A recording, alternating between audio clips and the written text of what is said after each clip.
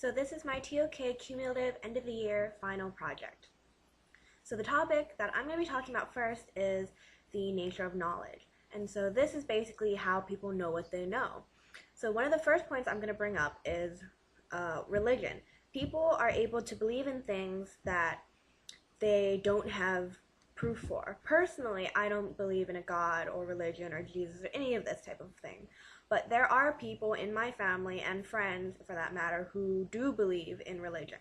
This can be accounted for things like, upbringing and parents and, what you're exposed to. As a child, my parents never went to church. I never went to church. I have a religious uncle, and my grandmother, who's Chinese, is a Buddhist. And so I was exposed to different types of religion, and I chose to not believe in any of them. But I have friends who are very strong in their belief of religion. They believe in a God and Jesus and Christianity and whatnot.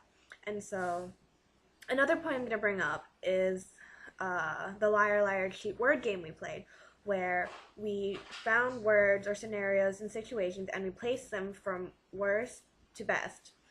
And we as a class had a hard time pulling up a list of these things because we all have different opinions on these matters. One person might think something is bad when another person thinks it's mediocre or not as bad. We all have different upbringings and morals that affect our opinions and our thoughts of these things, which accounts for this and makes us believe what we do or what we don't. And so one of the questions that I chose to talk about is, what are ways in which knowledge is transferred and how are they changing? There are all types of ways that we are communicating and transferring knowledge. One of them being the computer and the internet, over phone, through speech, on the paper, through magazines, or any other ways. There are a bunch of different ways how we transfer knowledge. It's changing because depending on the times, we find different things more important than others.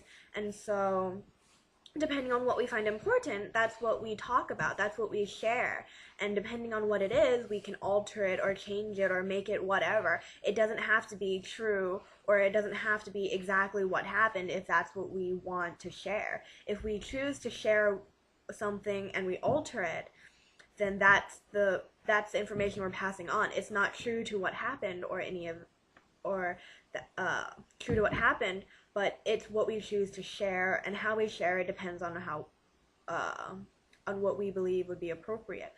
Like, people talk about their personal lives on Facebook. They talk about what they're doing, who they're with, what they're thinking, or any of that on Facebook.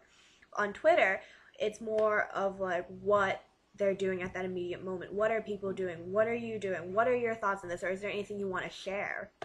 So that's the first part of this. The second part of this is sense perception, and so this is how people perceive things. Personally, people perceive things differently, not because one person can see or one person can hear or any of that. It's how we take it, how we perceive it. Like, again, going back to religion, I don't think there's a God. I don't have a reason to believe. I've never heard of God, or I've never heard from God. I've never seen God or any of that. But I have friends who believe that they have spoken to God or anything like that. Like, they've communicated. Our perceptions are taken differently because like I said, we have different beliefs, and so depending on what we believe, that's how we can perceive things. Like, when one person can perceive the wind blowing on a door as just wind blowing on a door, another person could perceive it as, say, a ghost is there, or a spirit, or something else is there. We perceive things differently even though it's the same thing. Like, I could hear a knock on the door and I will think it is a wild animal who's attacking me. But another person could take it as a person knocking on the door, or a brick hitting the window, or something like that. We all see things, or hear things, or interpret things differently depending on who we are. And so, I'm going to now talk about visual agnosia, which is basically seeing something and not having it register. Like, we saw a video about a man who has this disease, and he is not able to register who his family is. He does not understand what he's seeing, even though it's his family and it's something he should know about. And so uh, it's kind of weird how he can not register his family. It's weird because it's like his brain or his eyes are telling him something different than what he actually knows. And so it's like false information in your head. And so the question I chose to talk about is, to what extent do the arts help us see the world with new eyes? Personally, I'm in art. I enjoy visual arts. I draw, I sketch, I paint, and whatnot. And so personally, I see the world differently than, say, my father, who is more logical. Like, he doesn't see things the way I see things because he's more realistic than I am. I will see something and I can think of a way how to make it into art, but my father will probably see it for the practical reasons. There are different things that we interpret as we see them. For example, in art, we can interpret something, or we have to think of how to build something or how to take it and make it into something that is visually pleasing. But another person will just probably see the practical use of it and will not think of it in this way. Like, I will see a box and I will think of the lines that compose the box. My father or someone like him will see the box and will think of what they can do to use it or utilize it. And so the next unit is a language as a way of knowing. And so we communicate with different means, such as body language and emotion and tone. Something that stuck out to me a lot was the presentation which I did about how wondering if emotion and body language are a universal language.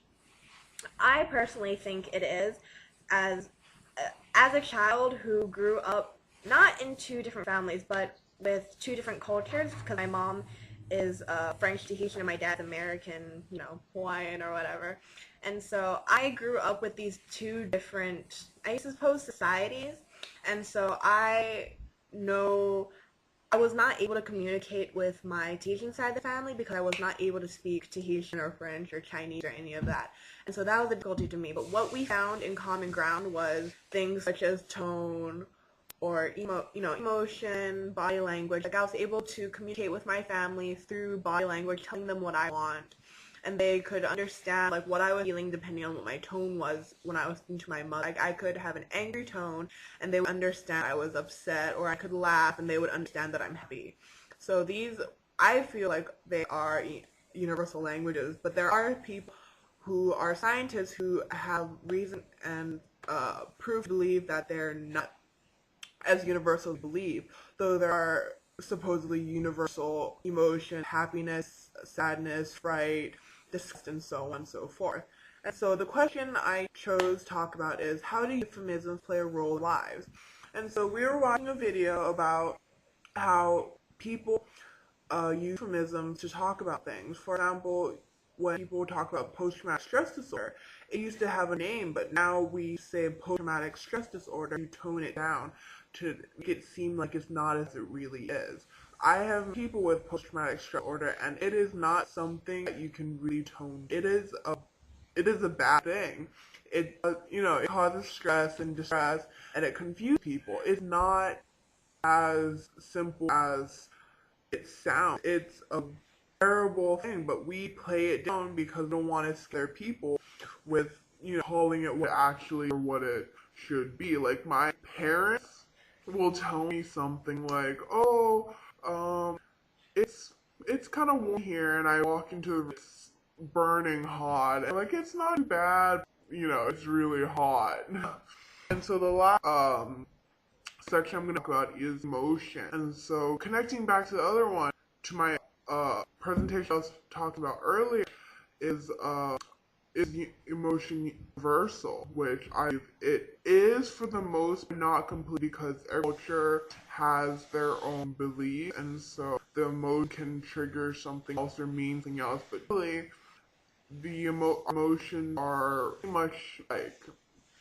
And so we also have emotion attached to inanimate objects, certain things, to colors and feelings, everything. And so presentation about words and things. I did dejected and loving, and I should play on the color and pictures of these emotions. For example, for loving, I chose the color and associated with flowers, marriage, laughing, action with pets and things like that. That's how I associate it. Though another person might associate as frivolous as I do, they might think it's more and white, more, very woman, loving, whatnot. But I personally feel that, affection between, say, a man and a woman, or a parent and child, a person and their pet. So that's very different, very, how I put it.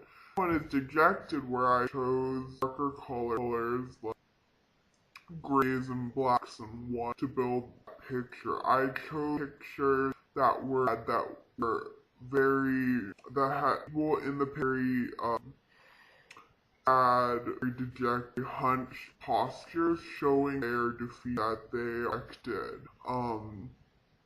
And so the close to talk about is your mood at the waist. And this is a very interesting thing to me because I feel emotion affects me a lot.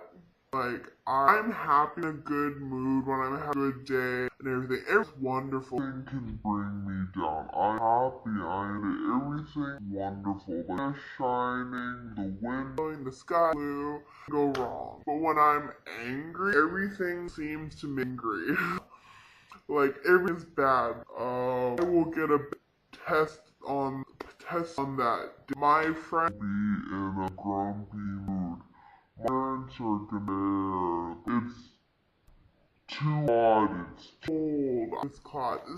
My mood dictates how I view the way other people are, but personally, that can affect how I feel for the rest of the day. I interpret, like, when I am in a new mood, it's like there are good things and bad things, but when I'm some extreme feeling or mood, like when I'm sad or angry, that's how the world sees me. When I'm like, it's probably raining, no one would think going wrong, angry, thing is terrible, like, one hates me.